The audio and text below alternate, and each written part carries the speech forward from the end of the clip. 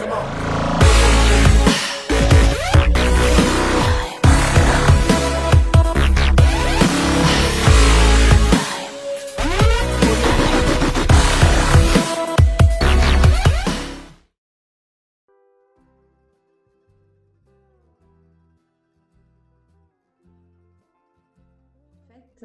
crois que j'ai mis des années et des années avant de comprendre ce qui m'arrivait. Je pourrais pas te dire exactement quand ça a commencé, mais il y a bien plus de 15 ans, je pense.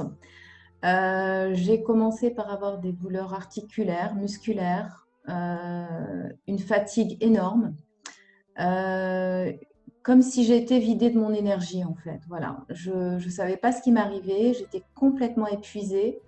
J'avais du mal à marcher à une époque, à tel point que j'ai dû m'arrêter de travailler pendant quelques mois. Je ne savais pas ce qui se passait, quoi. J'avais des douleurs intenses, une grosse fatigue.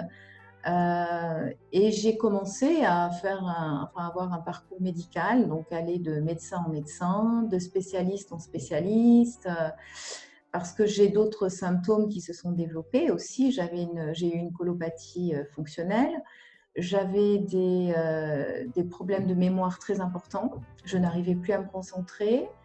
Et en fait, tout ça allait crescendo au fil du temps. C'était de pire en pire. Et je ne comprenais pas pourquoi. Et puis à un moment donné, je me suis retrouvée voilà, dans l'incapacité de marcher, carrément. C'était faire un pas, faire 100 mètres, même 10 mètres, même 3 mètres devenait insupportable. Porter un sac, quel qu'il soit, j'arrivais plus à le faire. C'était au-delà de mes forces.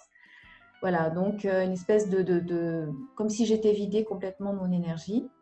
Et puis ça a été des douleurs de plus en plus accentuées, c'est-à-dire à chaque fois que je voulais, je sais pas, monter une marche, j'arrivais plus parce que j'avais mes os qui craquaient. Enfin, c'était comme si j'étais une vieille femme, en fait. Voilà. Parce au moment où ça a commencé, d'ailleurs, quand je t'ai dit 15 ans, c'était avant 15 ans.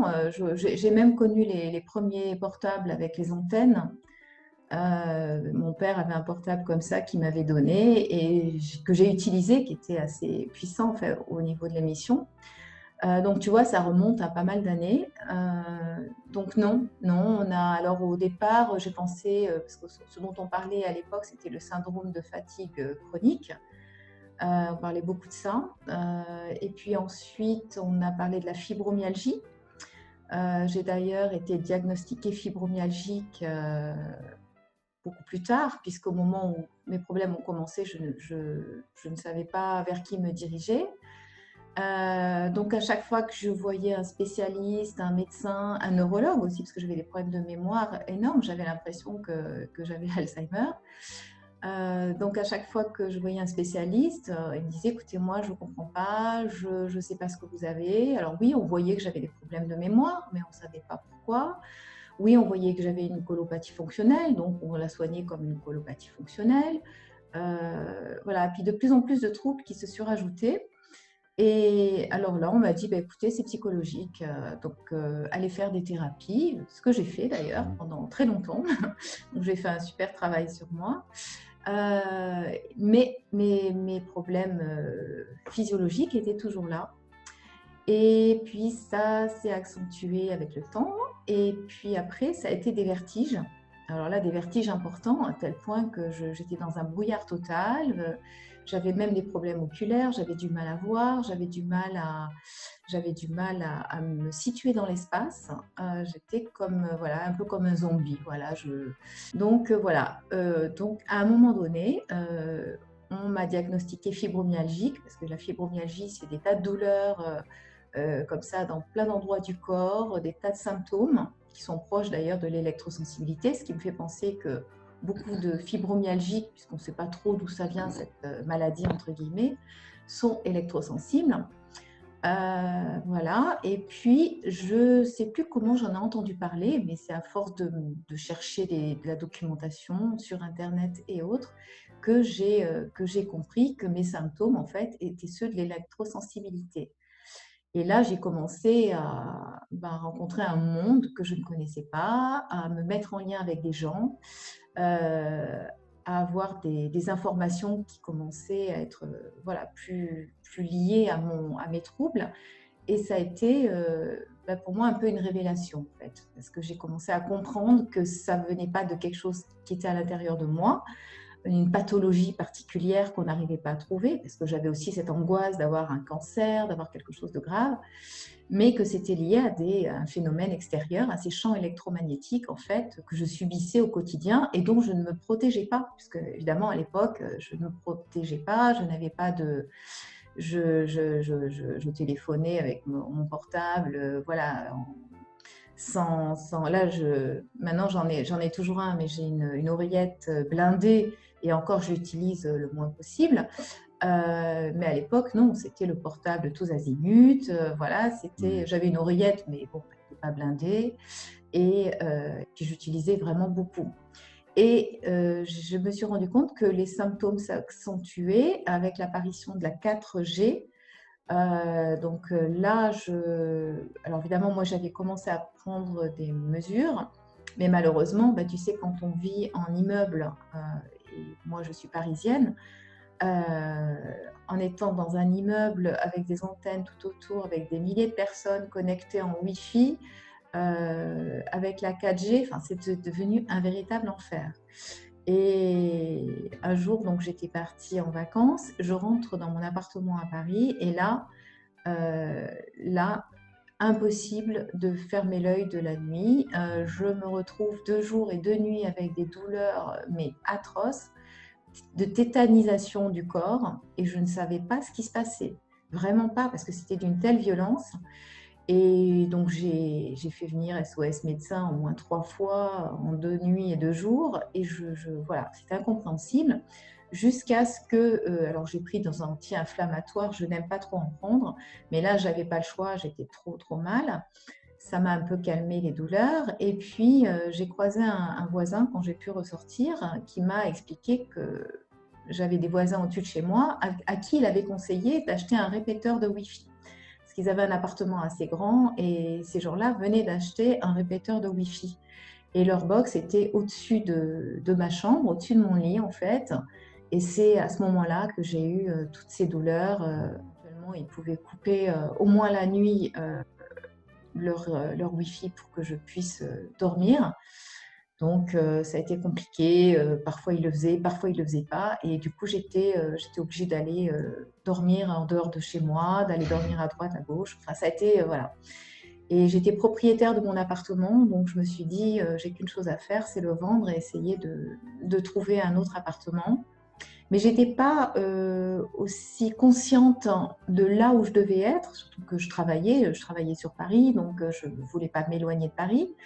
Et à ce moment-là, donc écoute, pendant un an, j'ai eu une recherche active tout en vivant à droite à gauche, hein, en squattant chez des amis, partout où on pouvait m'accueillir. Mais bon, chez les amis, c'était pas toujours simple. Et je ne savais pas identifier d'où ça venait exactement. Et j'ai fini par trouver un appartement dans un petit immeuble de 2 étages, parce que, en fait, avec le problème de l'électrosensibilité, il vaut mieux être dans des étages pas très élevés. Donc voilà, j'ai trouvé un petit immeuble où j'étais au dernier étage, mais entouré de grands immeubles. Donc je m'étais dit, ben voilà, donc je ne serai pas à un étage élevé et ça va être génial. Et j'avais en plus, j'étais à un angle d'immeuble, donc personne sur les côtés, à part une cage d'escalier et puis des voisins d'un côté. Mais bon, c'était quand même assez protégé, en tout cas, je pensais. Une vieille dame en dessous de chez moi qui n'a pas d'internet, qui n'a pas de box. Donc je m'étais dit, c'est génial, peut-être beaucoup plus protégée que là où j'étais. Et en fait, non, ça n'a pas du tout été le cas. J'avais mesuré, parce que j'avais acheté entre-temps des appareils de mesure, et quand j'avais visité, ça me semblait très bien, mais c'était quand même dans la journée, dans l'après-midi. Et en fait, très très vite, le soir, avec les gens qui rentraient du travail, ça a été infernal, quoi. Voilà. Mmh. Et surtout, alors j'ai remarqué, c'est quand un voisin rentrait, un voisin qui avait un studio à côté de chez moi, rentrait avec son portable qui devait être connecté 4G, et là, c'était encore plus intense. Voilà. Je travaillais à ce moment-là, j'étais dans comment dire, un cabinet juridique international, donc j'avais énormément de travail et j'étais surtout très soumise sur mon lieu de travail au champ électromagnétique aussi, puisque les gens connectaient en permanence. Alors, il n'y avait pas de Wi-Fi, mais il y avait beaucoup de basses fréquences aussi avec tous les ordinateurs qui étaient connectés, donc des fils partout, des gens connectés avec leur appareil en permanence. Donc j'étais dans un bureau de 4 personnes et voilà, c'était l'enfer aussi. Donc nulle part où me ressourcer. Et là, j'étais de plus en plus mal et j'ai dû, à un moment donné, envisager des protections chez moi, donc ne serait-ce que pour dormir. Donc j'ai acheté un baldaquin anti-ondes qui m'a coûté très cher. J'ai mis au fil du temps, parce que j'ai fait venir des diagnostiqueurs chez moi, j'ai fait faire quelques travaux, j'ai mis de la peinture anti-ondes sur quelques murs, mais qui n'était pas assez efficace. J'ai dû mettre des couvertures de survie partout, du sol au plafond dans ma chambre et du papier d'aluminium sur mes fenêtres. Enfin, je me sentais, moi qui adore la lumière, voilà, c'était horrible. Et voilà. Et en fait, j'arrivais à dormir à peu près, mais pas en étant très bien, parce que l'aluminium, ça, je sais pas, c'est métallique, c'est pas très agréable au contact. Je me sens pas très bien en fait chez moi. Je me sens pas très bien. Là, je suis pas chez moi en ce moment quand je te parle, puisque je suis confinée chez ma mère, mais c'est un petit peu mieux, mais c'est pas le top non plus, parce qu'il y a des voisins, elle est en immeuble et c'est pas le top, mais c'est moins chargé qu'à Paris. Et puis là, mon travail est devenu de plus en plus insupportable. J'ai aussi, bien sûr, parallèlement, été consulter des médecins spécialistes de la maladie. Il n'y en a pas beaucoup sur Paris, il y en a très peu. Et j'ai eu un certificat d'électrosensibilité après des tests que j'avais faits. Et j'ai demandé à la MDPH, j'ai voulu avoir une reconnaissance de travailleur handicapé, ce que j'ai eu, que je n'ai pas utilisé en fait, parce que le temps que le dossier soit mis en place, et j'étais tellement mal à mon travail que j'ai pu négocier une rupture conventionnelle avec mon employeur, voilà. Mais qui n'était pas au courant de ma pathologie, cela dit, parce que au moment où j'ai commencé à faire demander cette rupture, c'était un petit peu compliqué. J'avais mon dossier qui était en cours, mais qui n'était pas finalisé. Et je ne pouvais vraiment plus. C'était ça où je m'arrêtais pendant des mois et des mois de travailler. Donc, j'ai préféré opter pour cette solution. Et c'est ce qui s'est passé. Donc, maintenant, je suis au chômage, je suis sans emploi. Je suis en formation pour une reconversion professionnelle. C'est compliqué aussi parce que j'ai des cours parfois avec des groupes de personnes importantes qui sont connectées. Donc j'ai exposé ma situation et le professeur et directeur de cette école qui intervient connaît cette pathologie et demande aux élèves de bien vouloir couper leur portable quand on est en cours. Mais malgré tout, je suis dans un lieu qui est quand même dans des studios, donc en fait, où il y a beaucoup d'autres cours et beaucoup de connexions Wi-Fi, donc c'est très compliqué. Très compliqué. Et là, j'envisage de partir de Paris dès que j'aurai cette certification et pouvoir être dans un habitat qui soit protégé, loin des ondes. Mais se pose aussi la question, et comme beaucoup d'électrosensibles qui veulent encore exercer une activité, parce qu'on n'est pas tous à la retraite, c'est compliqué de s'isoler aussi et d'avoir une activité. Donc voilà. En plus, ce qu'il faut, c'est trouver un endroit qui ne soit pas impacté par les ondes, c'est-à-dire qu'il n'y ait pas d'antenne à proximité. Mais qui dit endroit isolé, dit en général de grandes antennes, enfin tu sais, des antennes sur des pylônes en fait qui émettent énormément, donc parfois à 1 kilomètre on se sent très très mal. Et puis des antennes, comme je te disais, il y en a un peu partout, des grandes antennes, et ce qui nous fait très peur aujourd'hui, c'est la 5G, parce que le pillage du territoire en fait par les antennes, avec aussi comment dire, par satellite. Donc, c'est-à-dire que l'objectif des opérateurs et du gouvernement est d'avoir le tout connecté. Il y a des associations qui se battent pour préserver des zones blanches ou même des zones grises en France. Il y a des courriers qui ont été envoyés récemment à Monsieur Macron aussi pour lui demander de réduire l'émission des ondes parce que c'est pas possible, et aussi au secrétaire d'État au numérique pour demander de faire en sorte de prendre en considération cette pathologie, en fait, cette pathologie qui va impacter de plus en plus de monde et qui impacte de plus en plus de gens, parce que de plus en plus de gens sont devenus électrosensibles. Voilà, c'est pas quelque chose qu'on a en nous, c'est quelque chose qu'on finit par avoir parce que de plus en plus de champs électromagnétiques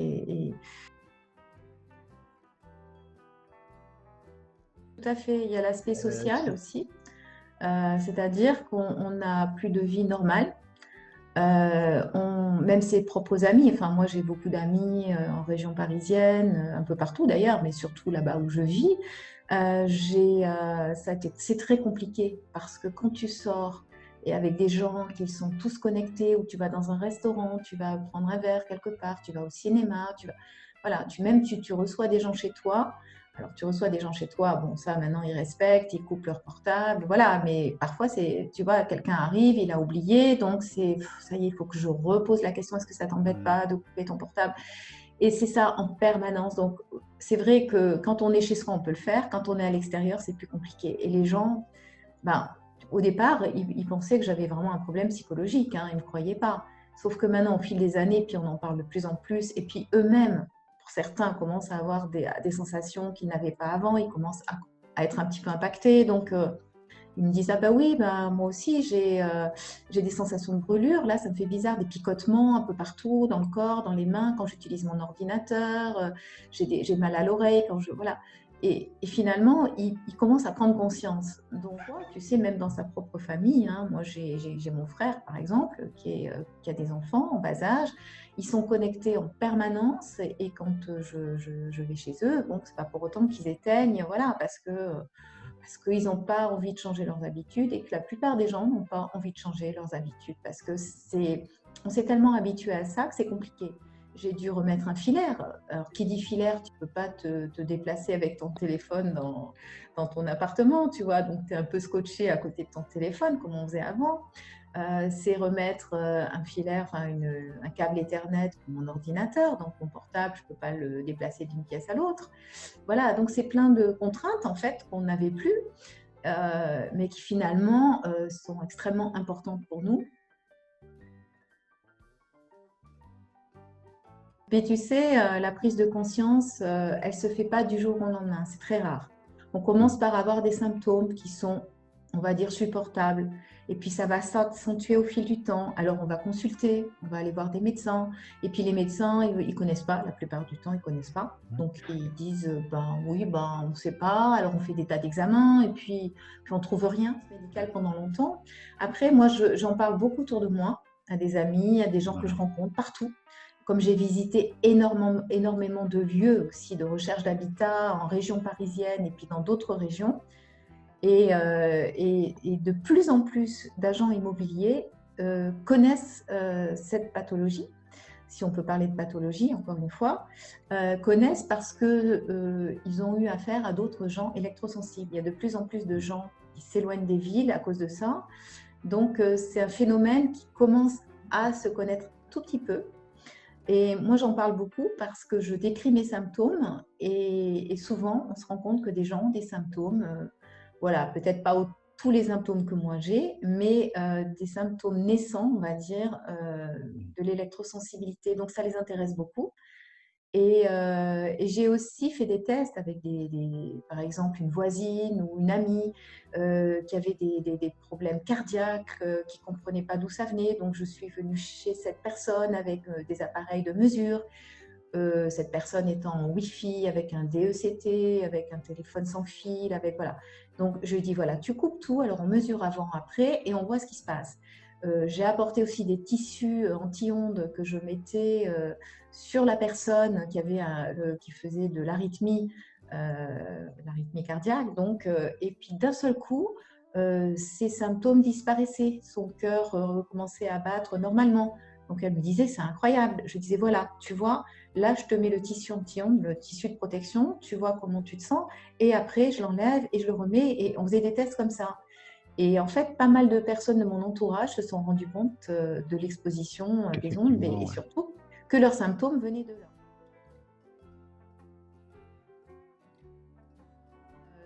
J'ai consulté, j'ai fait des tests aussi, j'ai passé ce qu'on appelle un encéphaloscan, qui est une sorte de Doppler, je crois, qui permet de voir les zones qui ne sont pas bien oxygénées en fait. Euh, et c'est très clair, quoi. Enfin, je veux dire, quand on voit le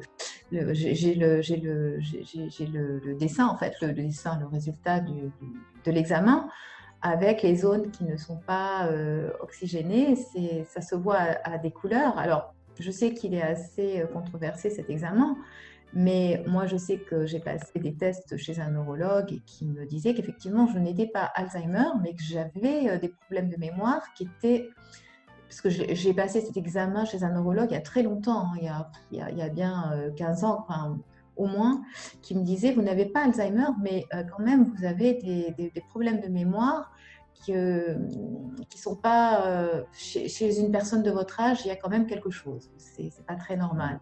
Voilà. Et puis, à ce fameux Doppler que j'ai dû passer il y a en 2017, je crois, effectivement, on voyait bien que ce n'était pas du tout irrigué normalement. Il y a beaucoup de zones du cerveau qui ne le sont pas. Et j'avais l'impression d'ailleurs d'avoir comme une chape de plomb au niveau du crâne, quelque chose de ici, là, très très lourd, très comme du brouillard, comme si on m'avait mis une masse, du coton dans la tête. Enfin, voilà, c'est et puis, je me rends compte que ça va beaucoup mieux quand je suis dans un environnement moins pathogène.